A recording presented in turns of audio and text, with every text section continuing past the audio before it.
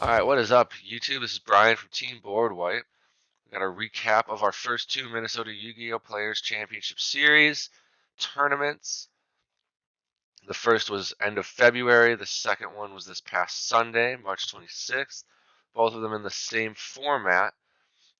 So it'll be interesting to kind of look how the past month of the format is shaped out. Got the top four lists from the February tournament here. The winner, undefeated, was Dark World, of all things.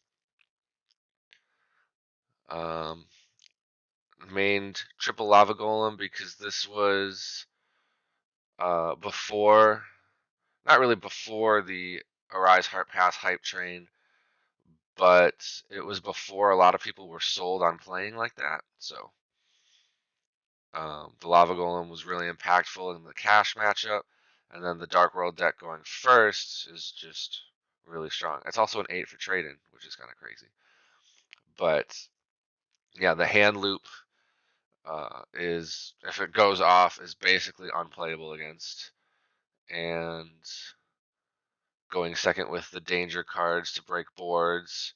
Um, if you can resolve a Bigfoot or two, depending on what you're playing against, it's really easy to just push through and extend an OTK. Kind of a sleeper deck, not seeing a lot of tops, but when it does what it's supposed to, it's got a really high ceiling. Super degenerate. Um, but when it works, it works. The other decks in top four were a Sword Soul deck. So this is Caleb and his Sword Soul deck. This is what he played at Vegas too. Caleb and Ryan both played Sword at Vegas with me on our 3v3 team. We made day two, but we bubbled out, unfortunately, to Harpy's Featherstorm. Unlucky. Nothing too crazy about this. Again, the Nibiru, more people were playing into it back in February. So I'm still playing the Nibs and the Eclipses, which also a lot of people have cut because this was before a lot of people were on Lance.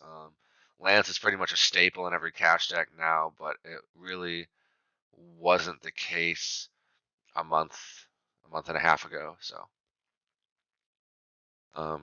nothing too crazy in the extra. Everything's pretty standard. 5 3-ofs.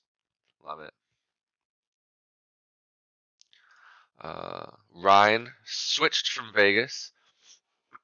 He played Sword Soul at Vegas, and now he was on cash for the first MNYPCS.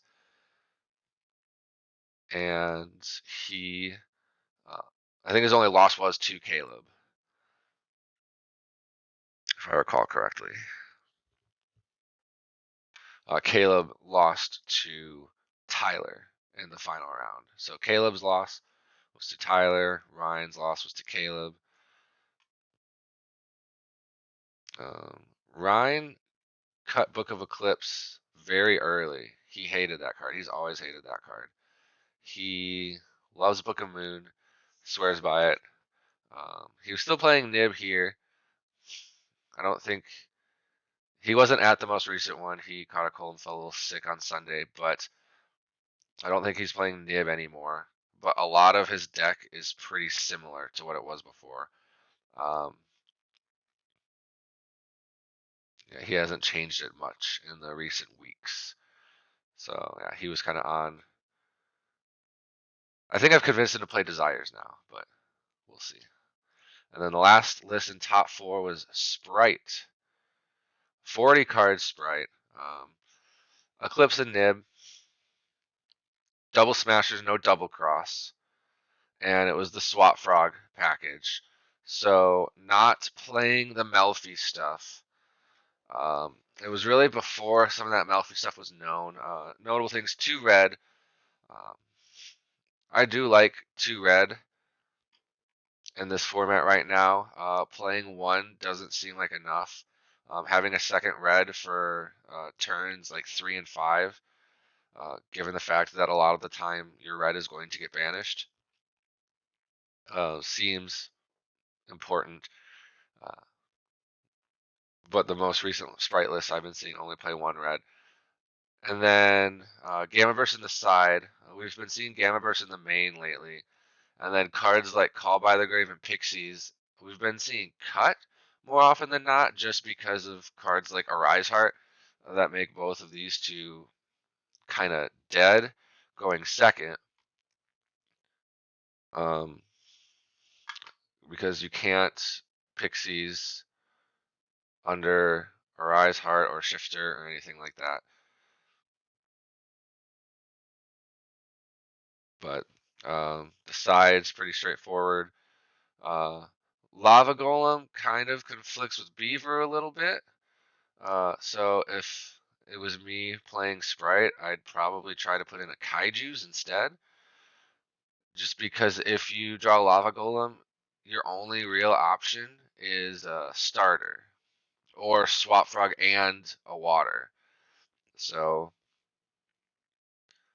um, for me, I'd probably put Kaiju's in here instead. But everything else looks okay. Lately, we've started seeing people play Reproducus instead of the Bujin card. Um, because you can just change a level 2 to Aqua.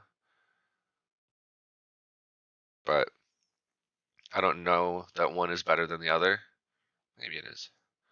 And a lot of people lately have been cutting the Sky Cab, Jin Buster, a Toad, of course, and Cat Shark, because you have to make room for the Melfi stuff, which is an Exceed and 2 Synchros. So there's that. But yeah, those are the top 4 lists from the first Minnesota Yu-Gi-Oh! Players Championship Series. That was February 26th. There was only 15 players at that one. Still getting off the ground. That's okay. And we had 4 different decks in top 4.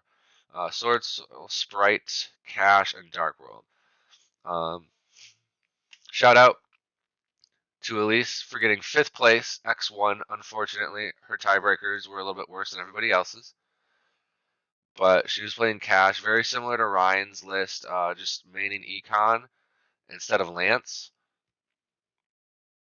And then not siding the thrust package like Ryan was. So Ryan's not siding Lava Golems. Ryan was siding Shifter instead of Bell, and I don't think Ryan was siding evenly. Nope, no evenly. So like the Dark Hole, Harpies, Tactics, and 3 thrusts. I think his argument was if you're thrusting for evenly, they've already used some of their board presence, so evenly is going to be less impactful because then they're just going to keep the part of their board they haven't used yet, and then you're still playing through the same thing.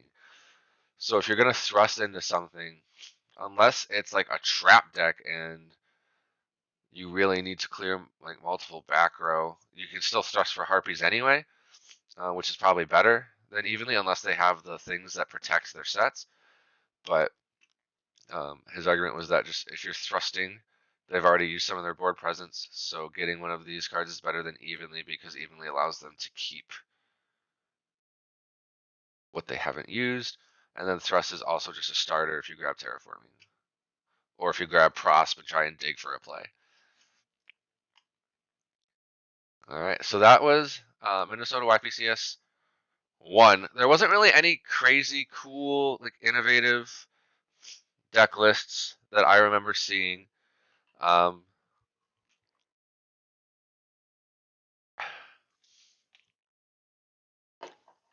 was just coming off Vegas, so everything was pretty similar to lists that you saw at that YCS for the most part. And the most recent one, we've got some other cool deck lists that I'm going to talk about after our top 4 lists. So our first place, undefeated MNYPCS II champion, Tristan Reap, with some going second Tex in his Kashtira deck. So I think there's a handful of people in his circle that play Despia on a regular basis, and I think that's where this main deck spell comes from, because that gimmick Puppet Lock is so oppressive. But yeah, maining Bell, maining Pank, and then maining 2 Kaijus is a little non-standard. So those 6 cards, instead of cards like Books or Evenlies or Desires that we've seen in some of the cash decks recently. I like Bell. Bell's in my side deck right now, I think. Just because of the Mathmech Trap is super oppressive, and the Gimmick Puppet Lock shouldn't exist, but it does, so here we are. But I think Bell is too meh, too underwhelming in a lot of like matches to consider it for a main deck spot. I think Book of Moon is better, but who knows? And I love playing Desires right now. I'm playing the Jesse Cotton special with 3 Pros for 2 Desires, and I think that's just going crazy. But other notable things: only 1 Rise Heart, which I think if you're not playing Desires is cool. I don't like that in the mirror match. I almost lost a match recently just because it got hit off of like my opponent banished 7 cards from the top of my deck, and one of them was my Rise Heart. So I do like 2. And having 2, drawing it gives you a little bit more flexibility in drawing the 5-zone lock combo. It's not part of the standard 3 cards you need to draw, but it does give you options. So I like 2, and I think I'll keep playing. Sometimes my headset turns off if I don't have any noise coming through it, which is weird because I'm talking through the mic, so you'd think it'd be able to recognize that and keep the headset on, but here we are. Oh, Monster Reborn is the other tech that I forgot about. So 7 pretty non-standard main deck techs. Monster Reborn can be a good extender going second. Really good in the mirror match sometimes, because a lot of times if they book your first monster, you don't always have a way to push through that. But Monster Reborn gives you an extra option for that. So I don't dislike this card. It is an interesting choice. Things are pretty standard here. I think the only difference for me, 3 Rise Heart, which most people are starting to move toward. Most people are cutting Lingaribo too. We've decided apparently that Ibli is not a real card, and we'll just take the loss. Or we'll normal summon something and link it away for Donna if we can. But the most notable thing is Too Big Eye and No, the Fossil Skull Wagon. Fossil Dragon Skull something. No. What is it? Wagon. Fossil Wagon? Wagon Skull? Wagon. Skull Wagon. Fossil Machine. Skull Wagon. I got there eventually. It only took me 4 tries. So people have been playing this because it pops a spell or trap. And it's like recyclable, right? So if you attach it to your Rise and they out it, goes to your grave, you can pop a spell trap, and it's banished, and then you can attach it to your next Arise, force them to out that, and then it pops another spell trap. So I really like this in my action deck. It's pretty good. But yeah, other than that, everything's looking pretty, except for the 1 Cosmic Cyclone and only 2 Judgment. Like, come on, Tristan, just play 3 Judgment.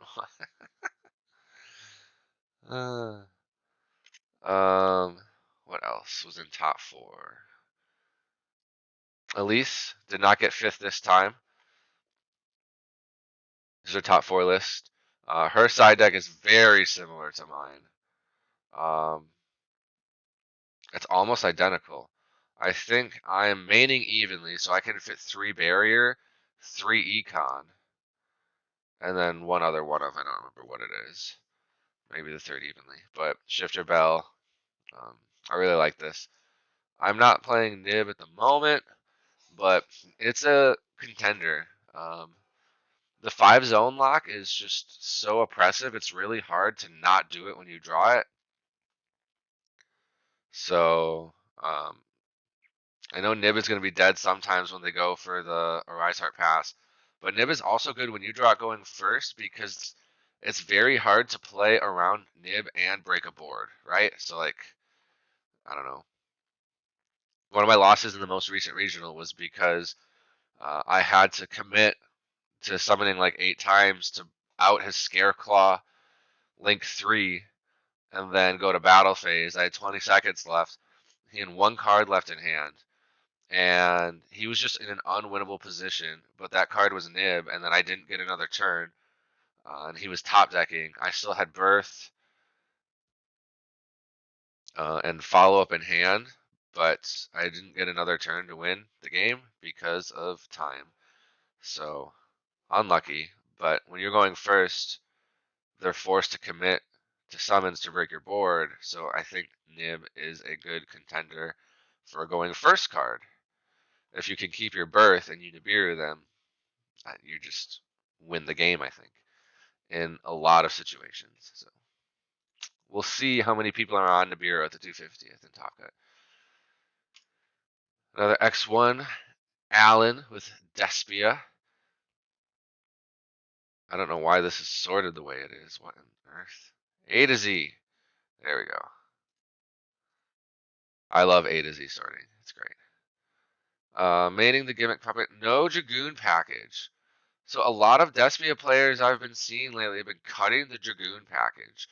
Dark Magician is a brick. Cash players are playing the Infinitrack card to attach to their Arise Heart. So they can't, they just summon Dragoon and they can't out a defense Arise Heart with it if it's got the Infinitrack card. So I've seen a lot of people just cut it. Because even going first, like, if you don't Gimmick Puppet lock them and summon Dragoon, they're just outing the Dragoon with Scareclaw. So we've got Jinzo for the Expulsion for trap decks. I like it. Mag is searchable.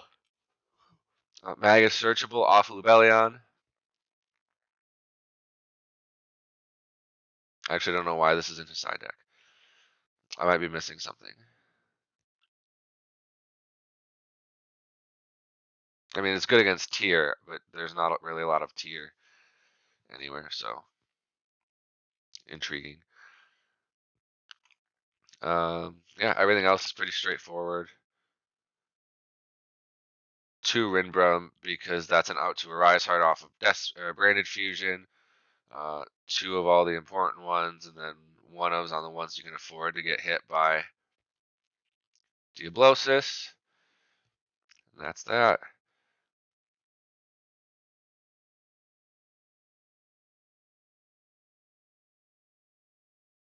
And then the last deck in top 4 for the most recent tournament is a 51 card Adventure Sprite deck. And I'm gonna be frank with this list, I think. It's very interesting. I like a lot of things about it. I do like the Sunfish stuff. I think it was Joshua Schmidt who did it first. I might be wrong. I might be misremembering which European player was doing this. But with the Mosquito, OTK,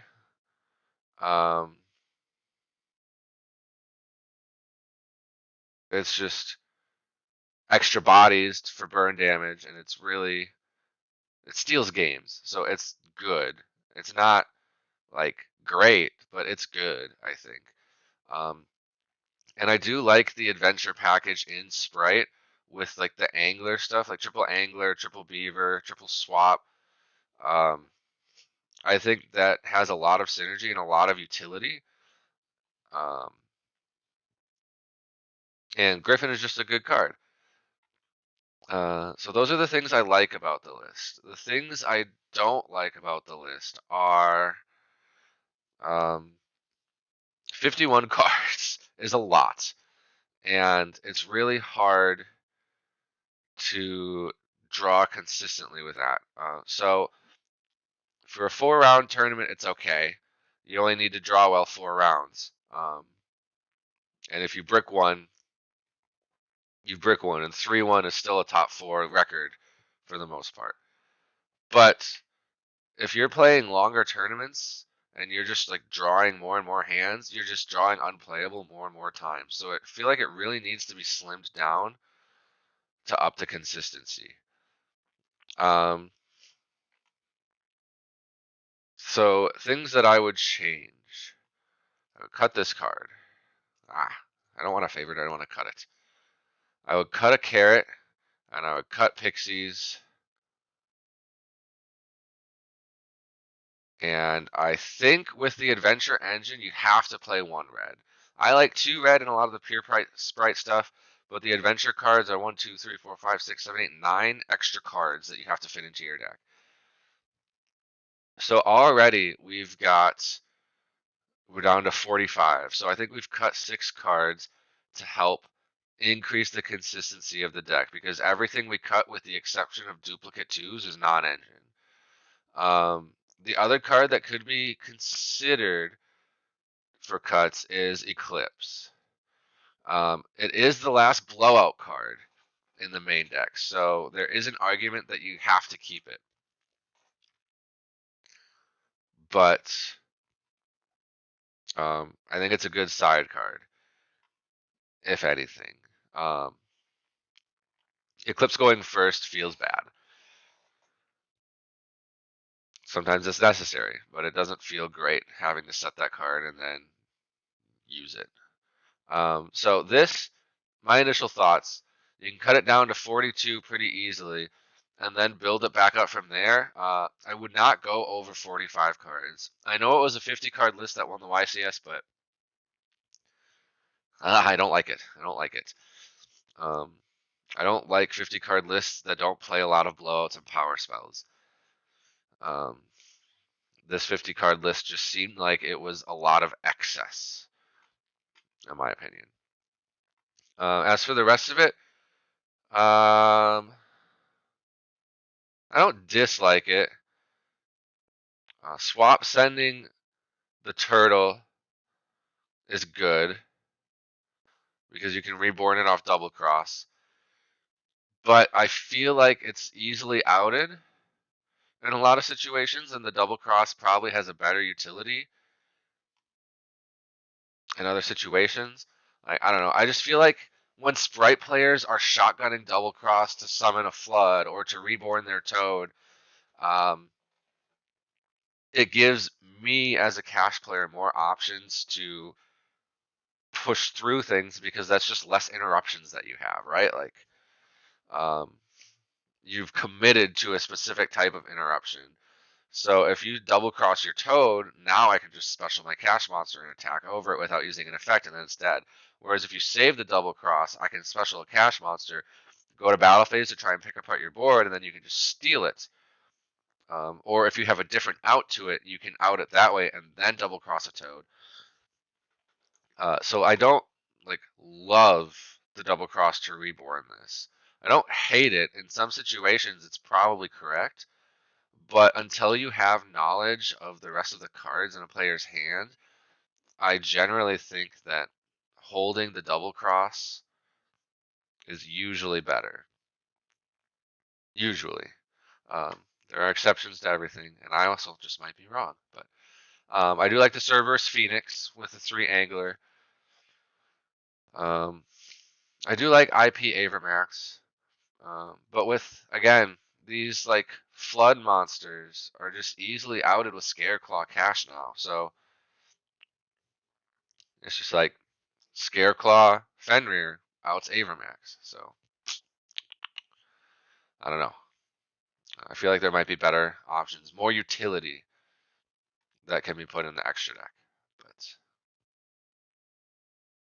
other than that, I don't want to save that because I want to keep it as is. So let's go over to some of the interesting lists. So there's 3 lists that I thought were really cool that almost made, well, not necessarily almost made Top Cut. One of them did, but I just really enjoyed looking at these deck lists. I thought they were really intriguing. So the first one is this one, and we've been seeing this one kind of pop up a bit here and there. It's a Sword Soul cash list. And I haven't seen any of the combos. I haven't watched any replays or any matches. Unfortunately, this deck never got on the feature, but it just looks really cool. Like, you can start with Unicorn, search Theosis, and then normal Moni Reveal Longmon is like ending on Shizhao, Baron, Blackout, and Arise Heart. Um, with cards in hand for follow up or non-engine or something. So it's a really cool blend of the two engines that we've started to see lists floating around for online, and I'm intrigued to see it explored a bit more. I think it has a lot of potential, maybe not to be tier 1, but to be really cool. Um, and I wouldn't be surprised if you sat down from somebody at the 250th playing something like this. I really liked it. The second one is this D-Link deck, and I actually saw this deck on Dueling Book Rated the other day, so I have a replay for you. We did get this on a feature. It's up on our YouTube channel if you want to look for it. It's the Bestial Dragons versus Cash. I think it was the round 1 feature. So it's this one.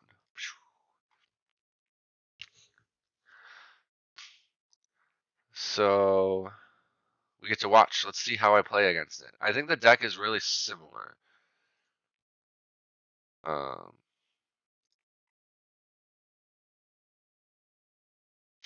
I think I took Terraforming here. Yep. So what I did was I potted first, because here's my logic with the two cards. If you open them together, you prosperity first turn because you want to dig for the missing piece, and half damage isn't relevant. And then on your second turn, you desires because then you get 2 extra cards to kill them with. I don't know if Jesse has already said that in his deck profile, but if he didn't, you heard it here first. Unicorn got Veilered, but I already had Birth and Theosis, so holding the Imperm.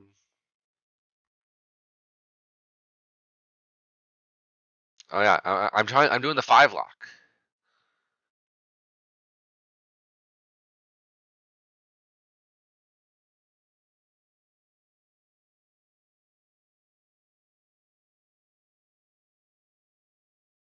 Oh, he just didn't Imperm. I feel like when I was playing, I didn't realize that he also had Imperm. Interesting. I guess Imperm wasn't really helping him fix his hand, but he had a card to draw, so like, I feel like Imperm could have done something there at least. Um,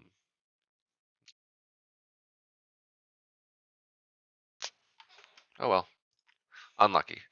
So now he's going first, and I draw a hand that can't play through Seal's Pass. So he's using the Bestials.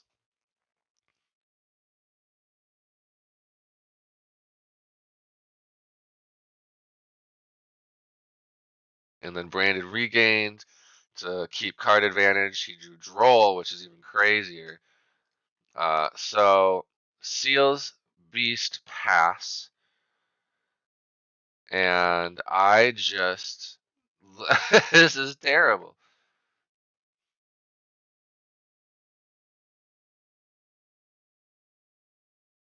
Oh, he did an illegal play. Wait. No, I just passed turn. Never mind. Wait, hold on. I think this play was illegal. I have to refresh. I wish you could rewind Dueling Book replays.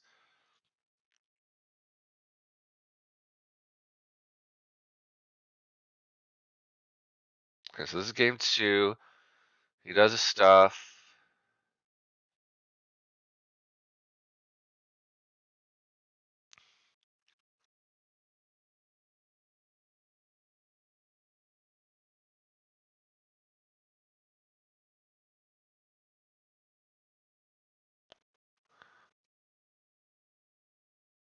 Okay, so I'm thinking I really can't play through Seal's Pass. I go to end phase. Yeah, no, he used Druid Sword by end phase when I don't have a monster. What am I doing? And that just gave him an extra card.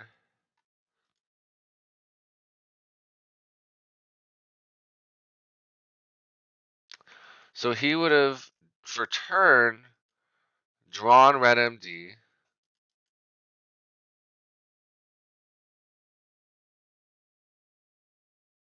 I Ashes Seals.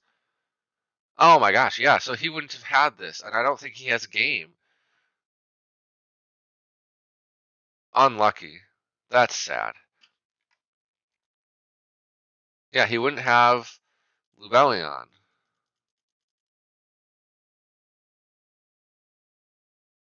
So he wouldn't have that extra body. He definitely just wouldn't have game. Unfortunate. Okay, well, I let this dragon player cheat me on DB rated, but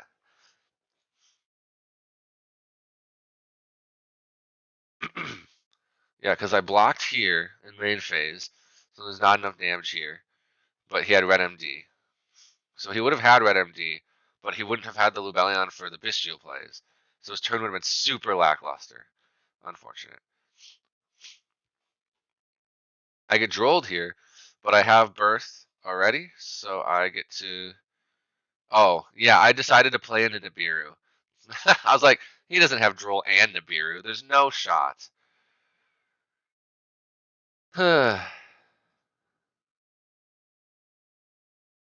Silly Brian. Crashes, I take 20. Oh, yeah, he just didn't attack for 2,500 too, which is crazy. Um,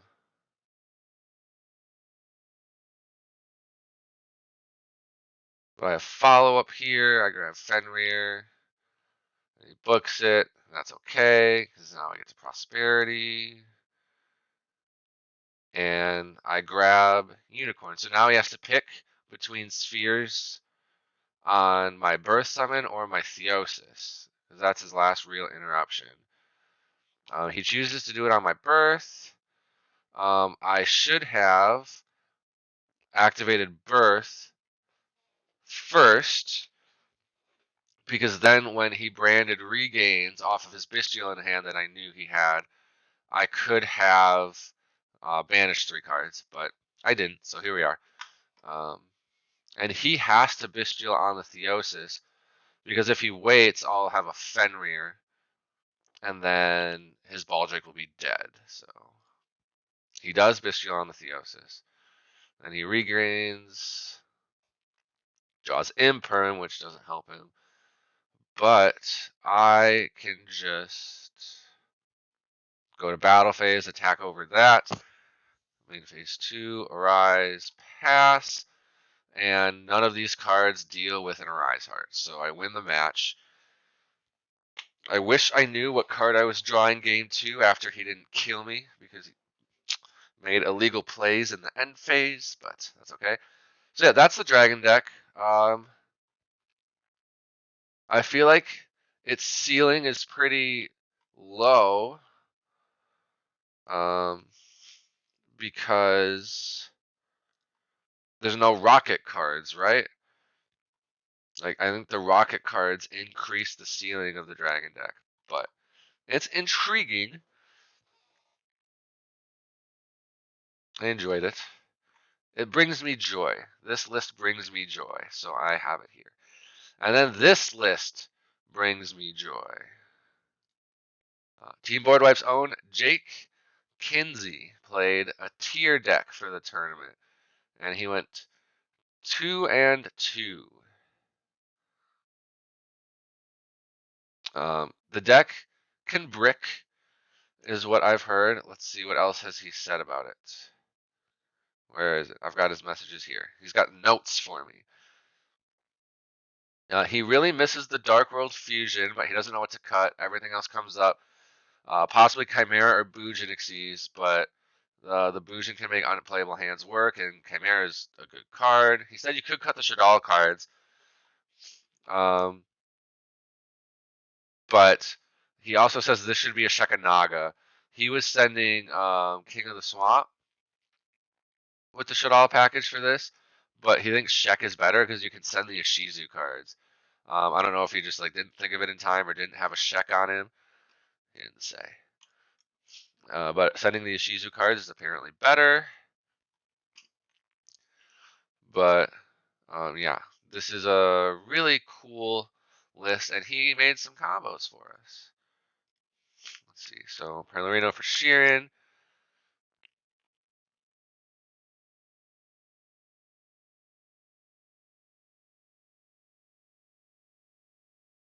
The Lunalite cards just gives us a lot of utility.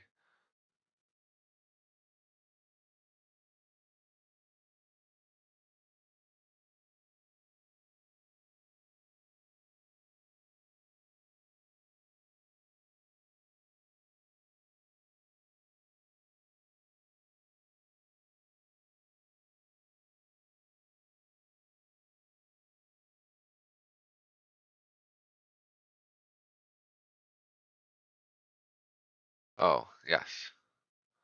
This cross sheet play is really cool. When you have a fusion pointed to it. I think he's going to do it. He was telling me about this.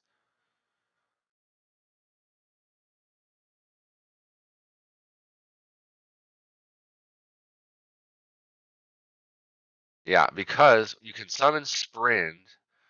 So what you do is you send Murley, and then because this points to a fusion, you can also special summon a level 4 lower monster from your grave.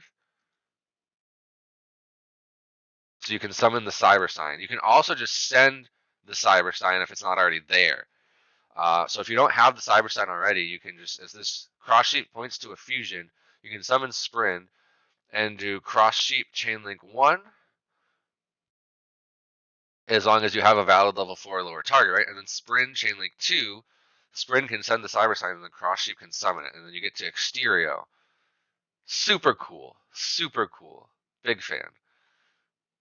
Yeah, so then your ending board was Apo, Rule Kalos, Exterio, Set Meta Noise. That's good stuff. This hand looks bad, but let's see what he does. Oh, I forgot King of the Swamp could just do that.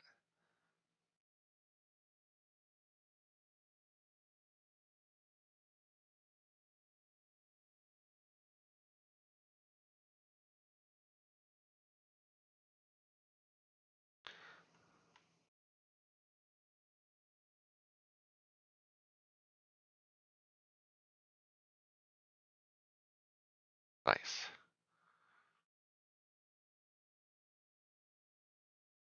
Yeah, this deck has a lot of convoluted lines, a lot of really cool stuff. Seems complex, but it'd be really cool to play. So that's the tier list that Jake played. Really interesting, has a lot of potential, really cool.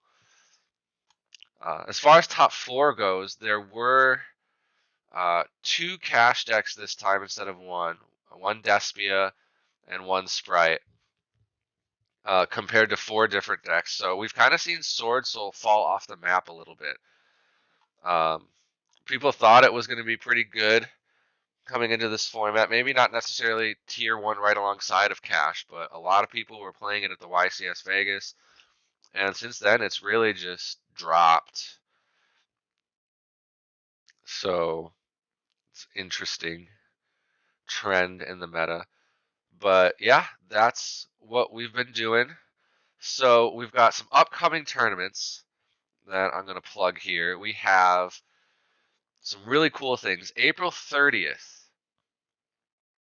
at Gamezenter, and I'll put the location in the description. Same place for all these tournaments. Gamezenter's in Roseville, Minnesota, just north of Minneapolis. Really cool venue. They've got a kitchen on site, so you can order food. They've got open gaming tables, huge board game venue. And then they've got 2 rooms. One's got like a 50 to 60 person cap, and the other one has a 200-ish person cap. So a lot of potential for some really cool events. So we're going to try to utilize that as much as we can. Sunday, April 30th, we're in the big room because we are doing a charity 3v3 tournament for Children's Cancer Research Fund. I've got the link over here. I'll put this link in the description as well. Stay tuned if you're watching this video as soon as it releases. Tomorrow is March 29th, 2023. I will be doing a Wednesday evening charity stream for Children's Cancer Research Fund. They're partnering with content creators against cancer for the month of March. So I'll be doing a little charity stream tomorrow, talk more about this tournament. But April 30th, put in your calendar, Sunday, April 30th is a 3v3 charity tournament to raise money for Children's Cancer Research Fund at Gamezenter in Roseville, Minnesota. And then the other 2 dates are Sunday, May 21st is the Minnesota YPCS III, and then June 25th is the Minnesota YPCS IV. So 2 more cash tournaments. 3v3 will also have cash prizing. And it will cap at 32 teams, and we'll have side events for Time Wizard formats, speed duel events. If we can find somebody that has a giant card they're willing to donate to us, maybe we'll do a giant card. That doesn't seem very likely, but we'll see how it goes. So, yeah, we're really excited. Sunday, April 30th, Sunday, May 21st, and Sunday, June 25th. Put those in your calendar. And we'll hopefully see you guys there. All right. Have a good one.